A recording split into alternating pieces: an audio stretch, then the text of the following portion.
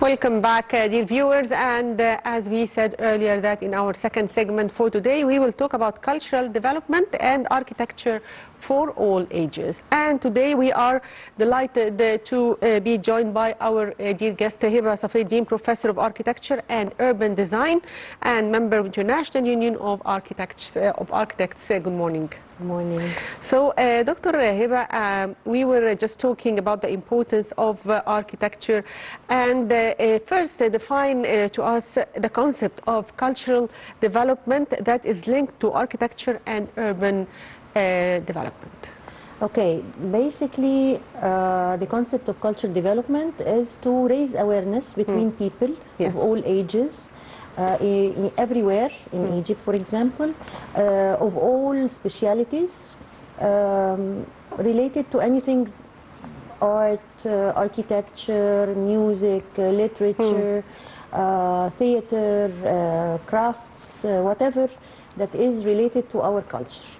Because due to several circumstances that are out of our scope today, there has been a gap in the link between culture and the layman, or the people, the normal people on the street. So to work in the cultural development is to raise awareness, to get people involved, to make people happy of their heritage, culture and tradition, and to let them, or to give them space to be creative on their own. And we call it culturation, but this is not a proper English term, but sometimes you call it culturation. It's like education. Yes.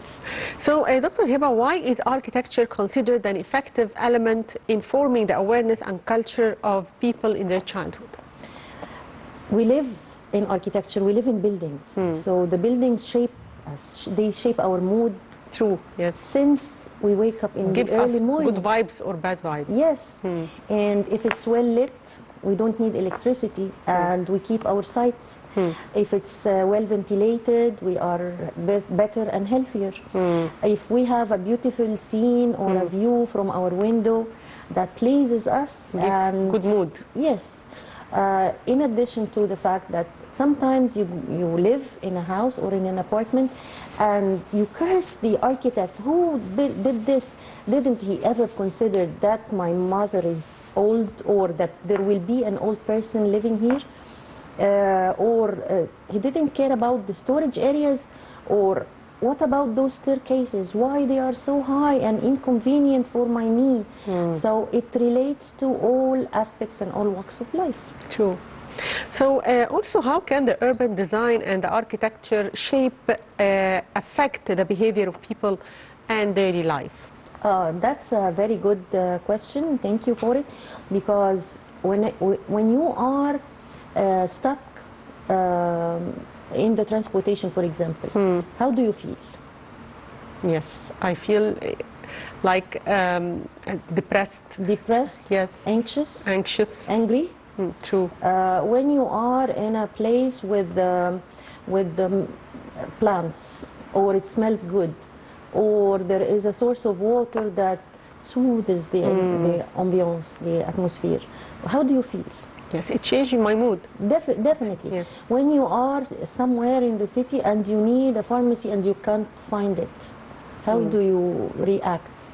Yes. So the city, or the urban design of the city, is a key to a better life. True.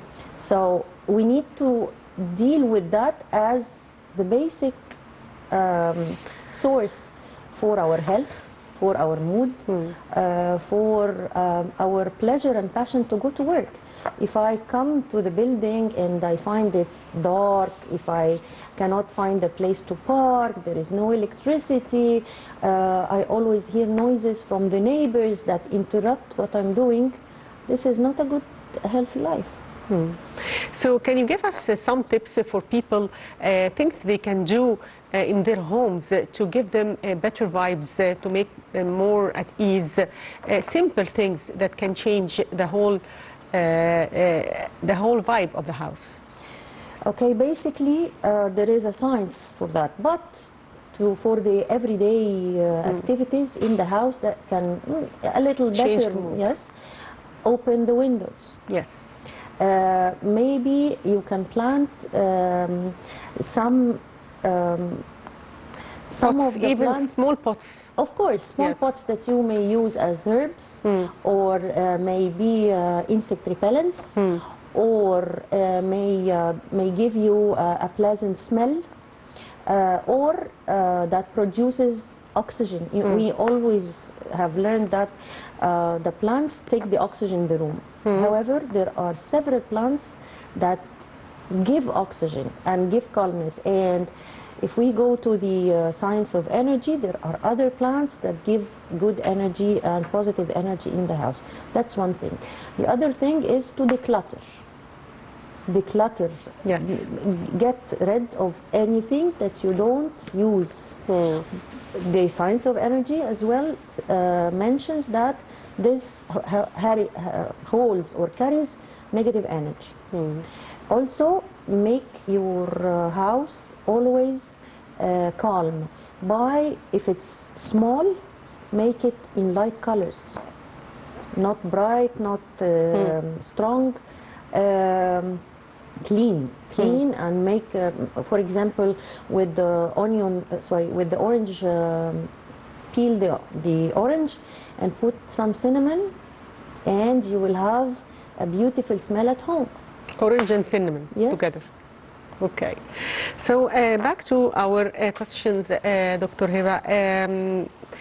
Could you please shed more light on the role of the good architectural design creating better cities, not only homes, that can suit all people? Okay, let's get in touch with the United Nations 17 Sustainable Development Goals, for example. Good cities, healthy cities, what do they require? They require vegetation, plants, good transportation, the accessibility to your workplace, the everything that services, good services. Services that are located in good spaces with good transportation. The houses or the residential areas, where do we put them? We put them in the areas that are well lit, well ventilated, good access to them. And the very important thing is to give room for people to go on the streets, in public spaces, in parks, in cafes that overlook the street, so that the people can always find somewhere to vent out. The kids can play on the street and get their energy out, so they leave the gadgets for longer periods of time. Whenever there is a city that lacks good transportation, no public areas, no vegetation, no sidewalks, no seats, free seats on the streets and in the parks, you will find the people angry, always in a bad mood, always anxious, always in a bad temper. Yes. So, Doctor, can we simplify the concepts of cultural architecture for children and youth, and if so, how? Okay. Architecture is, as we have mentioned, is something that we need to raise awareness for. The story starts when the child or the children, when they are young and they know nothing about nothing. So they are a very good recipient, like a sponge, for what you teach them. If you teach them about the buildings, about the built environment, about the importance of greenery, the importance of the good air, they will absorb this and it will be part of their foundation. In addition to that, at school, they should go to museums. They should visit other cities and know their heritage. They should learn, for example, how to draw in 3D, not preparing them to be architects themselves, but preparing them for better creative thinking. Because many studies stress that the knowledge gained by the children in their early years of life are there for life. And at the same time, the skills they acquire when they are young stay for life. And then those skills can be developed. So Carl Jung, the psychologist, had several trials and several experiments on people, and his theory, the split brain theory, he explained how the right brain is related to creativity and to intuition, and the left brain is very linear, very scientific. So at school, we should not only stress on the left side of the brain. Yes. Because it's very materialistic. It can be replaced by a machine. So you don't have to be creative in order to be an architect. You can develop this skill. This is what you mean. Yes. By helping children to develop this skill when they are still young. Yes, because the scientific mind of the architect, the mind of the architect is between the scientific part and the intuitive, creative part. All are creativity.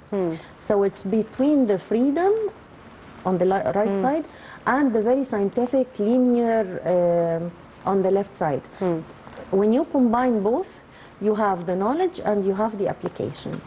And this makes the children choose better, think better. They are more flexible to learn new skills. They are more flexible to think outside of the box. So it's related to the mind, not preparing them to be architects. Yes.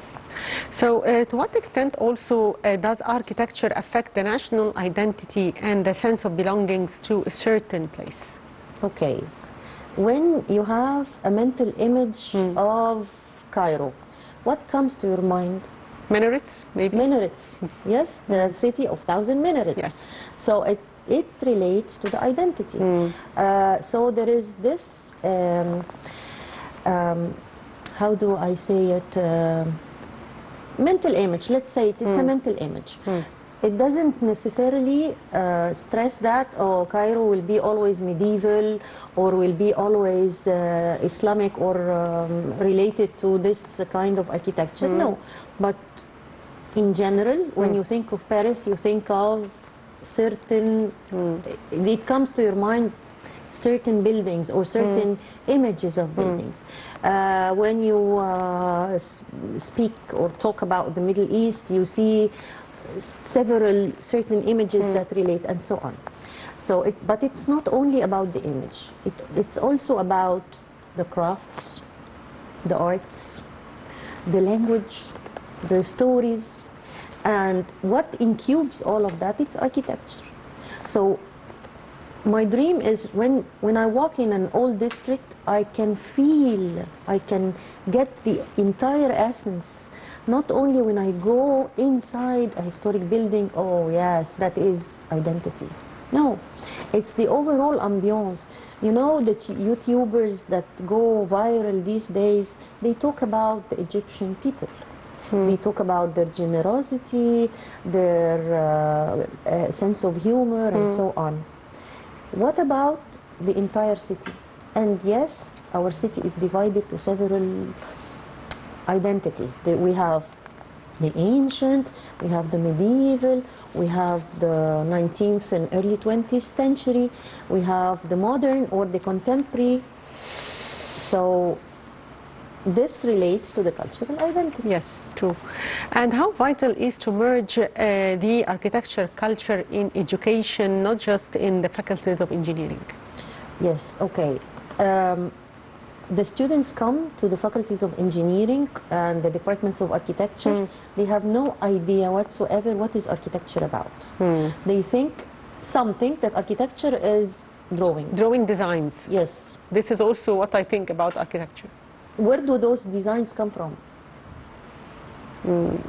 They should... Imagination. How can you enforce your imagination and expand your horizon of ideas? It comes from childhood. Yes. What you learn, the experiences you go through, the places you visit, the traditions.